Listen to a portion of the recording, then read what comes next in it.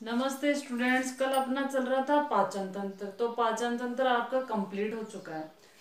अब पाचन तंत्र में कौन कौन से रस होते हैं, पेप्सिन का क्या काम होता है, एमाइलेज का क्या काम, ये सब अपन देख चुके। अब अपन सम्मिलित रूप से देखते हैं कि पाचन की क्रिया कैसे होती। तो अपनी हेडिंग होगी पाचन की क्रिया। अपनी हेडिंग है पाचन की क्रिया विधि, भी बोल सकते हो पाचन की क्रिया विधि। इसको पहले अपन समझते हैं, फिर इसको डिटेल से लिखेंगे। पाचन की क्रिया विधि, जैसे सबसे पहले क्या होता है आपने जैसे मुंह में भोजन लिया, मुंह में बाइट लिया, तो मुंह में क्या होंगे, आपके दांत होंगे।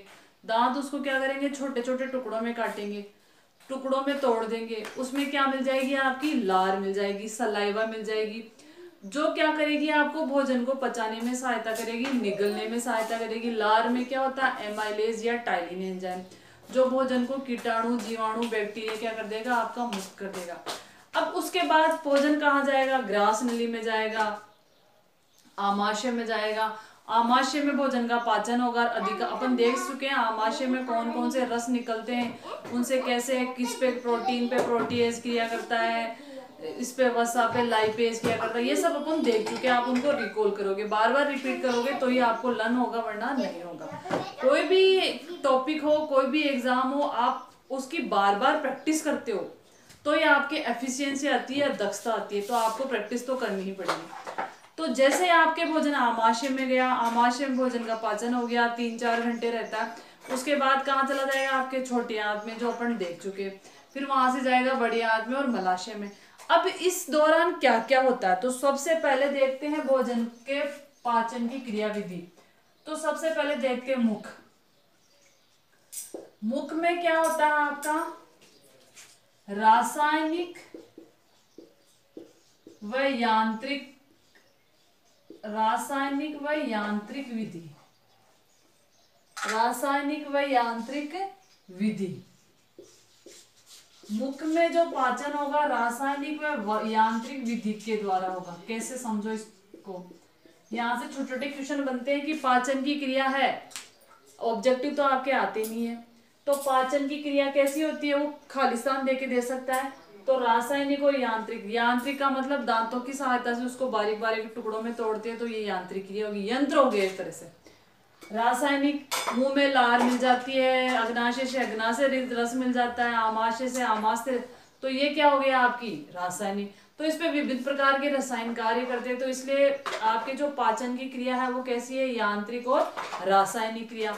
इसके अलावा प्रोटीन, मुख के बाद में कहाँ चला जाएगा, आपके ग्रास नली में, भोजन नली में। ये कैसी होती है, लचीली होती है, लचीली होती है। पेशीय संरचना होती है, अपन पढ़ चुके हैं। कैसी संरचना होती है आपकी, पेशीय संरचना होती है। तो यहाँ से भी क्वेश्चन बन गया। इसके अलावा भोजन के अंदर क्या क्या होते हैं, कैसे क्या होता है, वो अपन देख रहे हैं। तो मुख में पाचन हो गया, फिर ग्रास नली में कोई पाचन नहीं होता, ये भोजन को आगे प्रभावित करती है, कहाँ पे, आपके आमाशय में। तो आमाशय में क्या होंगे, रेनिन होगा, पेप्सिन होगा। ये एंजाइम क्या करेंगे आपके, पेप्सिन, पेप्सिन और रेनिन, ये दोनों एंजाइम क्या करेंगे, आपके आमाशय पे कार्य करेंगे, आमाशय में क्रिया करेंगे। पेप्सिन क्या करेगा, प्रोटीन के पाचन में सहायता करेगा। रेनिन क्या करेगा, दूध की जो शर्करा होगी उसको पचाने में सहायता करेगा। तो इस प्रकार ये करते हैं। फिर उसके बाद में कहाँ चले जाएंगे अपन, छोटी आंत में। छोटी आंत में अधिकांश भोजन का पाचन और अवशोषण होता है। पाचन और अवशोषण होने के बाद कहाँ, छोटी आंत। फिर इसके बाद क्या आ जाएंगे अपन, छोटी आंत में आ जाएंगे, छोटी आंत में आ गए। छोटी आंत में अधिकांश भोजन का पाचन और अवशोषण हो जाएगा, पाचन व अवशोषण हो जाएगा। फिर भोजन कहाँ चला जाएगा, आपके बड़ी आंत में चला जाएगा। यहाँ से भोजन कहाँ चला गया, आपके बड़ी आंत में चला गया। कहाँ चला गया, आपके बड़ी आंत में। यहाँ जल व खनिज लवणों का अवशोषण होता है। और लास्ट में भोजन कहाँ चला जाता है, आपके मलाशय में जाके इकट्ठा हो जाता है। वहां कुछ पेशीय संरचना पाई जाती है, रिफ्लेक्स रिएक्शन पाई जाती है, प्रतिवर्ती क्रियाएं पाई जाती है, जिसकी वजह से मलाशय से समय समय पे भोजन को शरीर से बाहर क्या किया जाता है, आपका निष्कासित किया जाता है। अब ये जो क्रिया विधि है भोजन का पाचन या भोजन का पाचन। तो आप अगर आपके आ रहा है भोजन के पाचन की क्रियाविधि लिखो तो आप कैसे समझाओगे? सर्वप्रथम मुख में भोजन को क्या किया? अंतर ग्रहण किया, इंजेक्शन किया। मुख में क्या होती है आपकी?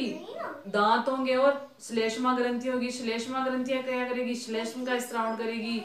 इसके अलावा लार होगी, दांत भोजन को छोटे छोटे टुकड़ों में तोड़ देंगे और लार क्या करेगी? लाइपेज या टाइलिन एंजाइम का स्त्रावण करेगी। जो कार्बोहाइड्रेट का पाचन कहाँ से शुरू हो जाता है? आपके मुख से ही पाचन शुरू हो जाता है। फिर वहां से जाता है ग्रास नली में। ग्रास नली में गति पाई जाती है, क्रमाकुंचन गति। ये भी मैंने बता दिया, आपके यहाँ से क्वेश्चन बनता है। क्रमाकुंचन गति होती है, क्रमाकुंचन गति पाई जाती है। इस क्रमाकुंचन गति की वजह से क्या होता है? आपका आगे भोजन प्रवाहित होता है। फिर जाएगा आपके आमाशय में। आमाशय में विभिन्न प्रकार के एंजाइम क्रिया करेंगे, भोजन का पाचन करेंगे। भोजन यहाँ 3-4 घंटे रहता है। इसके बाद में क्या होगा? आपका छोटे आंत में जाएगा। अधिकांश भोजन का पाचन और अवशोषण कहाँ होता है? आपके छोटी आंत में। और जो छोटी आंत में से पाचन का पाचन होने के बाद जो जल और खनिज लवण बचे उनका अवशोषण कौन कर लेगा? आपके बड़ी आंत के भाग। अब मलाशय में भोजन चला गया, सॉरी अपशिष्ट चला गया और ये समय मेरे शरीर से बाहर त्यागा जाता है। यहाँ तंत्रिकीय क्रियाएं होती है, इसके अलावा कह सकते हैं प्रतिवर्ती क्रिया होती है।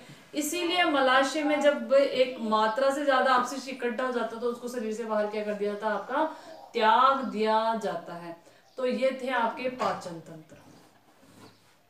अब यहाँ से कुछ क्वेश्चन और बन रहे हैं, वो देखते हैं अपन क्या क्या बन रहे हैं। वो अपन, ये चैप्टर थोड़ा लंबा है तो इसके जो प्रॉब्लम वाले क्वेश्चन है वो जैसे आपका टॉपिक खत्म हो रहा है उसके अंत में देख लेंगे। अगर अपन एक साथ देखेंगे तो 3-4 लेक्चर में भी प्रॉब्लम सॉल्विंग, तो अपन इसके साथ साथ देखते रहेंगे। अब क्या क्या बन सकता है यहाँ, वो अपन को देखना। अपन मुंह से देख लेते हैं। पाचन क्रिया में मुख से क्वेश्चन बनेगा।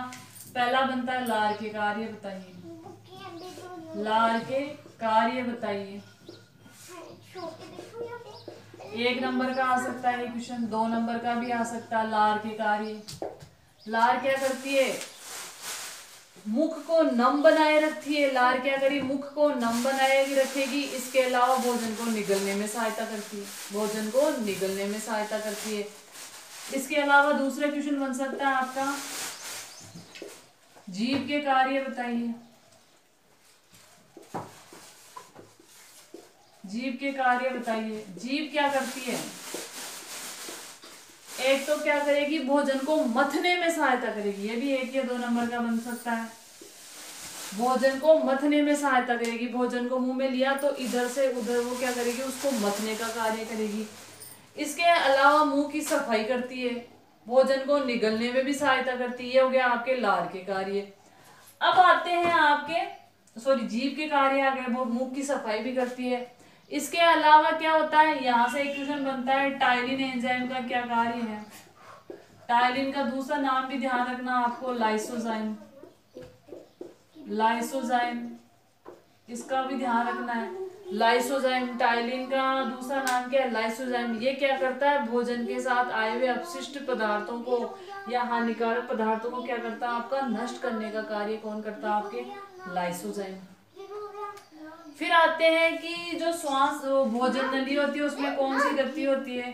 भोजन नली में होती है आपकी क्रमाकुंचन। भोजन नली में क्रमाकुंचन गति पाई जाती है। पेरिस्टालसिस, क्रमाकुंचन गति पाई जाती है। भोजन नली में कौन सी गति होती है? आपकी क्रमाकुंचन गति होती है। ये भी आपको ध्यान रखना पड़ेगा, ठीक है। अब और क्या क्वेश्चन बनते? अब भोजन कहाँ आ गया? आपके आमाशय में। भोजन कहाँ आ गया? आपका आमाशय में। तो आमाशय में से भी कई छोटे छोटे क्वेश्चन बन रहे हैं, जैसे HCl का कार्य लिखो। HCl का कार्य लिखो। क्या लिखोगे? HCl के कार्य देखो। पहला कार्य देखो इसका, ये अच्छा क्वेश्चन है। HCl के कार्य में पहला कार्य देखिए, HCl का क्या क्या कार्य होता है? पहला हो जाएगा जीवाणुओं को नष्ट करना। जीवाणुओं को नष्ट, कौन से जीवाणु? जो भोजन के साथ नष्ट करना, जो भोजन के साथ आए हैं उनको नष्ट करना। अक्रिय एंजाइमों को क्या करना? सक्रिय करना। अक्रिय एंजाइमों को सक्रिय करना। सारे एंजाइम या बहुत सारे एंजाइम क्या करते हैं? HCl की उपस्थिति में क्या होते हैं? आपके सक्रिय होते हैं। और क्या हो सकता है, पाचन में सहायता करना, पाचन में सहायता करना। तो ये क्या हो गया आपके HCl के कार्य हो गए। तो यहाँ से अच्छी क्वेश्चन बन रहे। रेन अब पाचन हो रहा है आमाशय में, रेनिन का क्या कार्य है, पेप्सिन का क्या कार्य है, वसा का पायसीकरण क्या होता है, पित्त लवण क्या है, इसके अलावा सबसे बड़ी ग्रंथि कौन सी है, इसके अलावा ग्लूकेगॉन और इंसुलिन का स्त्रावण कहाँ से होता है। ये सारे अच्छे क्वेश्चंस आपके बन रहे। इसके अलावा और क्या क्वेश्चन बन सकते हैं आपके पाचन में से, पाचन का महत्व क्या है, जटिल खाद्य पदार्थों को सरल खाद्य पदार्थों में तोड़ना, जिसकी वजह से उन्हें आसानी से अपन क्या कर सके, आपके अवशोषित कर सके। ये होता है आपका पाचन के कार्य। इसके अलावा पाचन तंत्र का चित्र वेरी वेरी इंपॉर्टेंट, तो इसकी प्रैक्टिस करें, बिना पाचन तंत्र नहीं आएगा। तो पाचन तंत्र की प्रैक्टिस भी करनी है, उसके डायग्राम, इसके अलावा उसके नाम। देखो साइंस में डायग्राम का इतना इंपॉर्टेंस हो तो उससे ज्यादा इंपॉर्टेंस होता है उसके नाम का। अगर आपने नाम नहीं लिखे तो आपके डायग्राम का कोई मतलब नहीं। इसलिए आपको यह भी पता होना चाहिए कि डायग्राम के नाम कैसे। इसके अलावा नाम भी सही लिखने होने चाहिए, ऐसे नहीं किसी अंग को आप कहीं से जोड़ रहे हो किसी का नाम, तो ये कब आएगा आपको, प्रैक्टिस से। इसके अलावा अग्नाशय में जैसे 2 हार्मोन आए थे, ग्लूकेगॉन और इंसुलिन। अग्नाशय में 2 हार्मोन आए थे, कौन कौन से आए थे, इंसुलिन आया था एक, और एक आया था ग्लूकेगॉन। इंसुलिन और ग्लूकेगॉन, ये दोनों किससे स्त्रावित होते हैं, आपके अग्नाशय से। इनका भी ध्यान रखना। ये क्या करते हैं, रक्त में शर्करा की मात्रा को नियंत्रित करते हैं। अगर इनकी मात्रा बढ़ गई, रक्त में शर्करा की मात्रा बढ़ गई, तो क्या हो जाती है, आपके डायबिटीज या मधुमेह रोग हो जाता है। तो ये चीज भी ध्यान रखनी है। यकृत शरीर की सबसे बड़ी ग्रंथि है, पित्त लवण का स्त्रावण करती है।